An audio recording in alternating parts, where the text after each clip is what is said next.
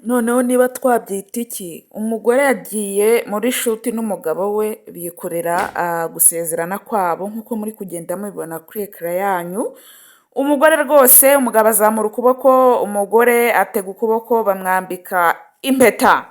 Ibi byabereye hese ni mu Rwanda cyangwa ni hehe? Twagiye tubibona ku mbuga nkoranyambaga zicicikana cyane cyane TikTok. Uyu mugore rwose yakoze agashya n'uyu mugabo we, aho basezeraniye bigiriye kwigirira muri shuti batiriwe bajya mu rusengero cyangwa mu murenge. Ibi biratangaje cyane, uratangara rwose ukavuga ati wati, ibi ni ibiki biri kuba, ibi ni ibiki bibaye. Ariko bamwe cyane banditseho komantere zigiye zitandukanye, aho bavuze ati abangaba rwose ni abasiniya, aba ni abasiniya cyane. So ikiganiro cyacu cy'uyu munsi rero tugiye kwibanda kuri aba bagabo. Uyu mugabo rwose wafashe urupapuro ndetse n'umugore we bakajya muri shuti bakajya kwisezeranira. Ibi bisanzwe biba hose cyane, ubwa mbere tubibonye. Ni ubwa mbere tubibonye ariko twatunguwe, bamwe na bamwe batunguwe bavuga ati ibi ni ibiki biri kuba. Reka tujye mu kiganiro cyacu cy'uyu munsi. Njye muba muri kubona twa Joy, ndabakunda cyane, umugisha w'Imana ubabeho, mujye muha murongo ubwiza bw'Imana bubabeho. Niba utameze neza ihanganira ubuzima urimo, mu isi niko bimera, turarwara tukababara, ibintu byose tukababara cyane, ariko ikintu cya mbere ni ugusenga. Niba rero uba utameze neza jya wiragiza Imana, kuko Imana niyo ya mbere mu buzima bwacu bwa buri munsi. Duhura n'ibikomere bizazana bigiye bitandukanye, indwara, tukabura abacu, tukapfusha ibintu byinshi cyane, ariko hamwe no gusenga ugakomera, ukagenda ukomera, bikazagira igihe kimwe rwose ukamera neza cyane. Iyi shuti rero y'aba bagabo n'umugore we bagiye kwisezeranira muri shuti, umugore rwose ndetse n'umugabo we bari kureba muri kamera nk'uko muri kugenda mubibona, bakirebera muri kamera. Ibi ntibisanzwe mu Rwanda, ni ubwa mbere twaba tubibonye, ariko basa nk'aho barimo bakina komedi. Basa nk'aho barimo bakina komedi bavuga ati reka twikine agakomedi. Umugore n'umugabo bagiye gusezerana muri shuti rwose n'umugabo we, komedi ko nazo zizatuma abantu batamenya ese umuntu ahagaze he, bimeze bite, ibi ni ibiki biri kuba. Ndabizi neza yuko abantu benshi babonye iyi post, abantu benshi bibajije ntise, ariko wasanga ari video bari gukora, wasanga ari bari gusohora filime, bari gusohora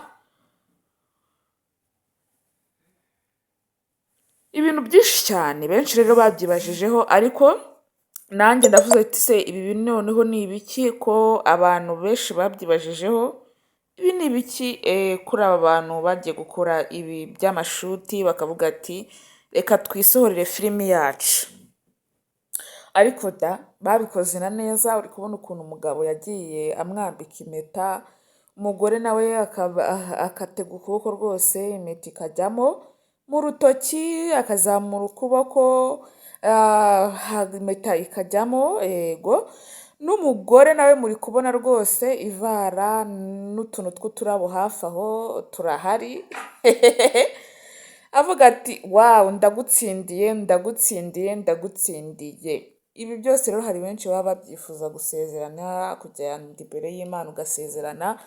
Abantu benshi cyane baba babyishimiye kubona muri famiye yanyu cyangwa wowe ukoze ubukwe ukerekana ibirori iwanyu. Abantu benshi barabyishimiye, akavuga ati umwana wacu aduhesheje ishema. Ishema ni ryo rya mbere ku muryango, ishema ni ryo rya mbere ku babyeyi, ishema ni ryo rya mbere ku inshuti zawe zose aho zaba ziri hose. Ibyo rero ni ibintu bisanzwe, twese turabisenga tukabibona, ariko icya mbere ni ukwizera Imana yakuremye, ukabasha kwizera ukavuga ngo Imana yanjye ni nziza, Imana yanjye ishobora byose, ngomba kuyizera kuko igihe nikigera nzabona ibyo Imana yaneguriye. Ngaye nguko rero abantu bakoze agashya bajya gusezerana muri shuti nk'aho bagiye gusezerana mu murenge. Bakora agashya bazamura rwose ukuboko bararahira muri shuti, n'ibitangaza byabaye. Rero bagiye bigarukaho ku mbuga nkoranyambaga zigiye zitandukanye, ariko wasanga bari bibereye muri filimi cyangwa muri komedi nk'uko ubona n'ubundi ari abakomedi. So ngayo nguko rero ganimira aha ngaha, mbifuriza umugisha muri Imana abane namwe uko bwije n'uko bukeye, mujye muhaha murongo ubwiza bw'Imana bubabeho. Ariko niba utameze neza hanganira ubuzima urimo, niba warwaye wagize ikindi kibazo cyose, ihangane usenge. Nabonye Imana ikora, nabonye Imana ni nziza, buriya iyo wayisenze ndakubwiza ukuri, Imana ishobora byose. Ntabwo Imana yakwanga kugusubiza ikibazo cyose waba ufite. Mu buzima tugeraho tukababara, mu buzima tugeraho tukagira ibibazo byinshi cyane, ariko iyo utanze icyifuzo ku Mana, iyo wabwiye Imana ngo Mana ndashaka yuko untabara, ndashaka yuko hari icyo wankorera mu buzima bwanjye, ndashaka yuko hari icyo wakora kuri famiye yanjye, ndashaka yuko hari icyo wakora, ugatakamba ukarira, Imana irakumva. Kandi Imana niyo ya mbere mu buzima bwacu bwa buri munsi, uko bwaba bugenda bumera kose, Imana niyo ya mbere mu buzima. Wowe jya uyisenga, uyitakambire, bizagenda neza cyane. Reka mpinire aha ngaha rero mbashimira ko mubasha gukurikira ikiganiro cyacu cy'uyu munsi. Njye nitwa Joy, dusubire mu kiganiro cyacu cy'ubutaha. Bye bye, bizu.